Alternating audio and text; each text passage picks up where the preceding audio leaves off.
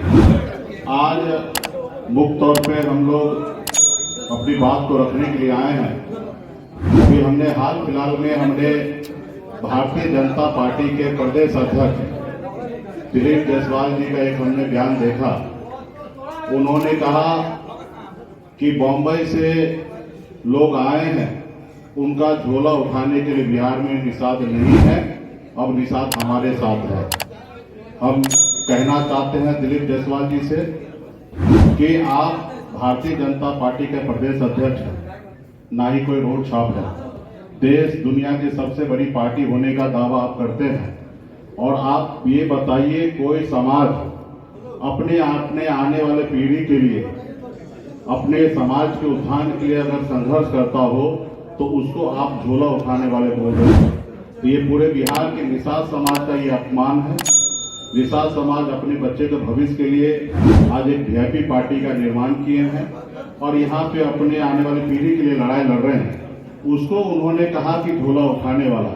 तो निश्चित तौर पे वीआईपी पार्टी में जितने भी लोग हैं अपने आने वाला पीढ़ी के निर्माण के लिए लड़ाई लड़ रहे हैं, ना ही कि झोला उठाने के लिए लड़ रहे हैं। हाँ, ये बात सही है कि भारतीय जनता पार्टी में कुछ निषाद नेता हैं, वो निश्चित तौर पे आपका झोला उठा रहे हैं।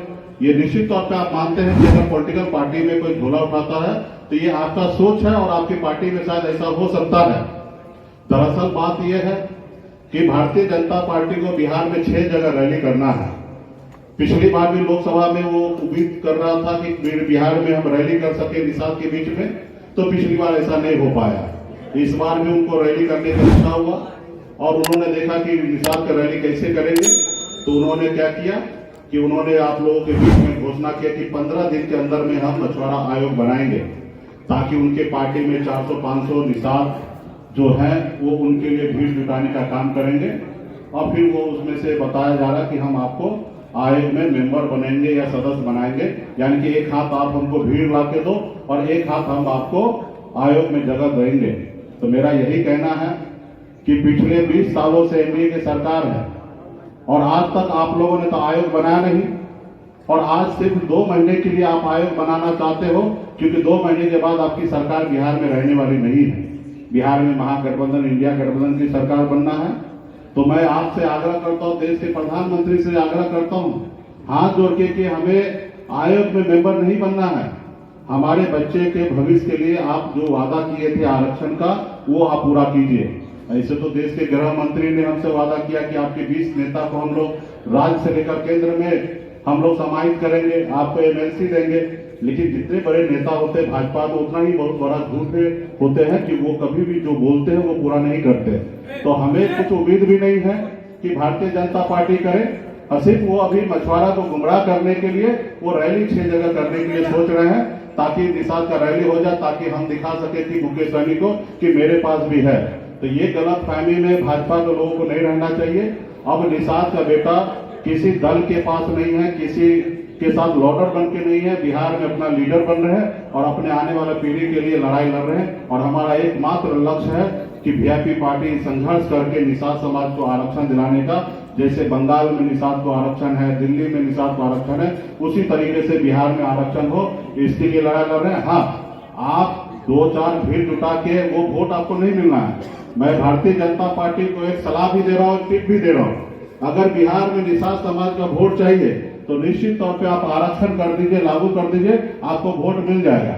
अगर आप आरक्षण लागू नहीं करते हैं तो बिहार का निषाद अति पिछड़ा इतना नासमझ नहीं है कि आपका झंडा उठाएंगे और आपके लिए काम करेंगे, वो अपने आने वाले पीढ़ी के लिए लड़ाई लड़ेंगे। यही मेरा कहना है कि भारतीय जनता पार्टी के प्रदेश अध्यक्ष दिलीप जायसवाल जी, आप अपने शब्द को वापस लीजिए। आपने पूरे बिहार को अपमान किए हैं और इसके लिए आप लोगों को माफी मांगना चाहिए रैली करने से पहले, कि किसी पार्टी में कोई झोला नहीं उठाता, अपने समाज के लिए, अपनी पार्टी के लिए लड़ाई लड़ता, उसके लिए वो काम कर रहे हैं। तो यही सारे चीजें को लेके हम लोग आज आए हैं। और बिहार में कोई भी निषाद अभी इतना नासमझ नहीं है कि इन लोगों को हाथ को मजबूत करेगा।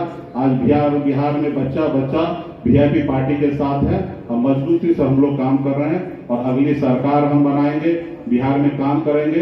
अगर आपको आयोग बना के निषाद को अगर मदद ही करना चाहता है तो हम जब जिस समय में मंत्रिमंडल में हम थे, उस समय में हमने कम से कम कोई मंत्री 20 साल में अगर 150 पीत पत्र नहीं लिख सकता है, लेकिन हमने 17 महीने में 150 पीत पत्र लिखकर सचिव को दिया कि ये सारे पे आप काम कीजिए, जबकि आज भी इसमें से एक पे भी आप काम नहीं कर रहे हैं और न करने का आपका इरादा है।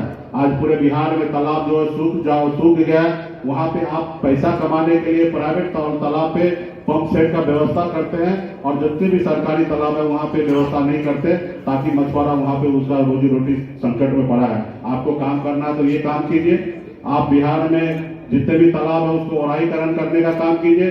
आज हमने जब बिहार में मंत्री बने, हमने डैम को जल संसाधन विभाग से ट्रांसफर करके अपने विभाग में लाया और इन्होंने पैसा कमाने के लिए सारे डाक करके दूसरे पूंजीपति या पैसे वाले को वो तालाब देने का काम करा। अगर आप निषाद के हितैषी है तो आप निषाद को वो तालाब देने का काम कीजिए। बिहार में बड़े बड़े तालाब है उसको बड़े प्राइवेट लोगों को हाथ में दे रहे, उसको बंद कीजिए और आप निषाद को देने का काम कीजिए। ऐसे सैकड़ों काम है। अगर आपको मेरे से आइडिया लीजिए, शायद आपको चुनाव में फायदा भी मिल जाएगा। हमने 150 पीत पत्र मैंने जो लिखा साइन किया, उस पीत पत्र पे आप बिहार में काम कीजिए मछुआरा के लिए, निश्चित तौर पे मछुआरा आपके साथ जाएगा। लेकिन आप ऐसा कीजिएगा नहीं, आप सिर्फ गुमराह करने का काम करते हैं।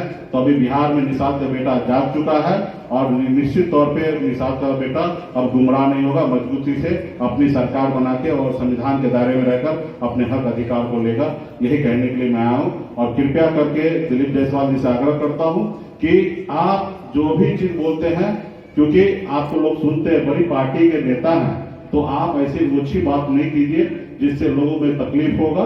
तो ये आपने देखा कि पिछले समय में उन्होंने नाम तो नहीं लिया, लेकिन कहा कि रात को अंधेरे में हम लोग से मिलने के लिए नेता आते हैं, सेटलमेंट करेंगे।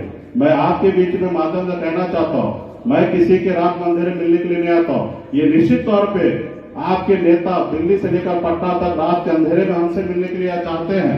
यहाँ तक हमारे नेता हमारे लोगों से मिलने की बात करते हैं और हम आपको समय नहीं देते। मैं आपको ये भी बताना चाहूंगा कि पिछले महीने में जब मैं मुंबई जा रहा था तो लोगों ने चालाकी से, जिस फ्लाइट में मैं मुंबई जा रहा था, उस फ्लाइट में इस राज्य के एक मंत्री और भारत सरकार के पूर्व भारत सरकार के केंद्रीय मंत्री मेरे फ्लाइट में बगल के सीट पर बैठकर बॉम्बे जा रहे थे। जैसे हमको पता चला कि भाजपा वाला लेफ्ट राइट में बैठने वाला है, तो मैंने अपना सीट को बदल दिया और हम दूसरे ओर जाके बैठ गए। हम पूरी रास्ता उनसे बात नहीं किए, उनके साथ बैठना मैं कबूल नहीं किया।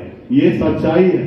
तो इसलिए वो बिहार से लेकर बम्बई तक वो कोशिश करते हैं कि किसी तरीके से मछुआरा का बेटा को गुमराह कर दे।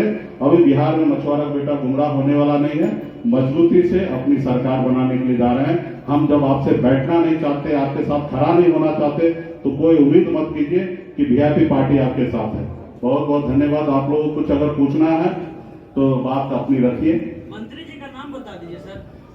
तो वो 1 महीना पहले बिहार से 2 मंत्री, एक मंत्री प्रेजेंट है, एक भारत सरकार का पूर्व केंद्रीय मंत्री है। आप टिकट पता कर लीजिएगा, आईबी से पता कर लीजिएगा, पता चल जाएगा कि कौन लोग बॉम्बे पहुंचे थे उसी फ्लाइट में। और मेरे साथ एक आरजेडी का भी एक एमएलसी था। हमने वो सीट को छोड़कर हम अपना उनके सीट पे मैं आ गया और एक दूसरे व्यक्ति को सीट पर भेज दिया अपने सीट पर। मैं उनसे बात भी नहीं करना कोशिश किया। भारतीय जनता पार्टी के नेता थे भाई। हाँ, आप और तमाम लोग जो है बार बार मीटिंग कर रहे हैं, लेकिन ये पत्ते नहीं खुल रहे हैं कि कितने सीट पर कौन लड़ेगा।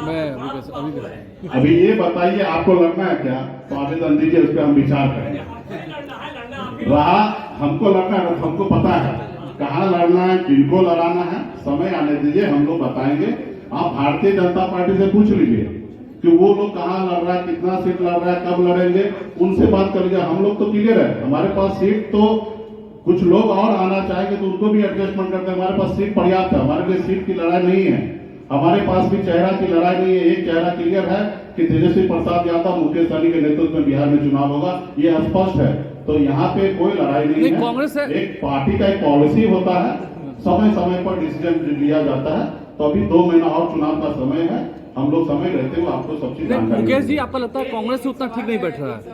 कांग्रेस पार्टी हमारे मजबूत साथी है, नेशनल लेवल पे पार्टी है, गठबंधन में है। और आपको पता है कि सिर्फ बिहार का चुनाव नहीं है, 2029 में दिल्ली का भी चुनाव है और दिल्ली के चुनाव में उनको हम लोगों का सहयोग चाहिए और अभी हमें कांग्रेस का सहयोग चाहिए। तो हम लोग में कोई लड़ाई नहीं होगा, एक दूसरे को साथ देकर बिहार की भी राजनीति आगे करेंगे और दिल्ली का भी समय आएगा, उस समय में भी हम लोग काम करेंगे। आरक्षण की बात करते हैं, वाल्मीकि नगर में आपकी एक कॉन्फ्रेंस हुई थी, जी। उसमें आपकी कोर कमेटी ने आपको डिप्टी सीएम के तौर पर देखना चाहा। जी। यहाँ कहिएगा ये भी समय आएगा तो पूरा होगा और निश्चित तौर पे इस बार अति पिछड़ा का बेटा डिप्टी चीफ मिनिस्टर बनेगा। मुकेश सैयद जी, आप आरक्षण की मांग को लेकर के आप लगातार बोला करते हैं, इन केस अगर महागठबंधन आरक्षण नहीं दिला पाती है तो 243 सीटों पर वीआईपी पार्टी कितनी मजबूत है? देखिए, आरक्षण वो दिला नहीं पाती, अभी वो दिला ही नहीं सकते, वो सरकार में नहीं है और हमें महागठबंधन से भी उम्मीद नहीं है।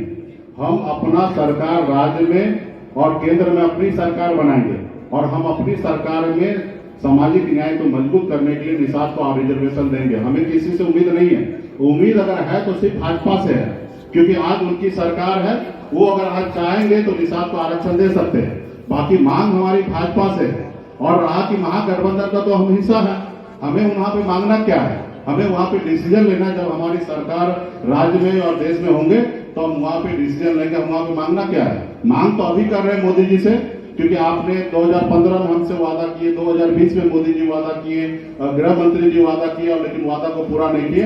तो अभी मेरा मांग है कि मोदी जी निषाद पे ध्यान दें और रिजर्वेशन करें। मुकेश जी, हाल फिलहाल में कोई आपके पास ऐसा लेटर आया है केंद्र सरकार से, इसमें ये कहा गया है कि हम जो अभी स्थिति है वो हम आरक्षण नहीं दे सकते हैं, वो राज्य सरकार ठीक से अगर रिकमेंडेशन करती है? देखिए, ये प्रक्रिया पिछले 10 सालों से लगातार जारी है। समय समय पर भारत सरकार से चिट्ठी आना होता है और समय समय पर हम चिट्ठी भेजते हैं और समय समय पर घुमा फिरा के जैसे जिलेबी घुमाया जाता है, उसी तरीके से भारत सरकार का जवाब आ रहा है। सरकार स्पष्ट भी नहीं कर रहा कि नहीं देंगे और हाँ भी नहीं कर रहे हैं। तो आने वाला समय में हम लोग निश्चित तौर पर, हमारी जब सरकार बनेगा तो जैसे बंगाल में आरक्षण है तो बिहार में भी लागू होगा। अच्छे सीट पर लड़ेंगे और मजबूती से लड़ेंगे और अपनी सरकार बनाएंगे। 243 सीट हमारे महागठबंधन का है, सब सीट पर वीआईपी पार्टी लड़ेंगे, सब सीट पर आरजेडी लड़ेंगे, सब पे कांग्रेस लड़ेंगे। हम सब मिलजुल के अपनी सरकार बनाएंगे।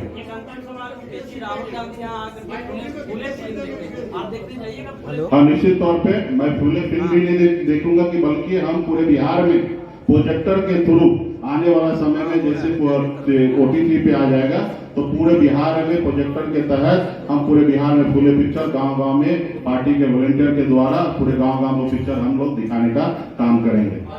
और हमारी सरकार अगर बन जाती है तो बनेगी तो उसके बाद हम लोग बिहार में टैक्स फ्री करेंगे और तमाम जितने भी थिएटर है, हॉल है, सब में फूले पिक्चर लागू करेंगे, चालू करवाएंगे।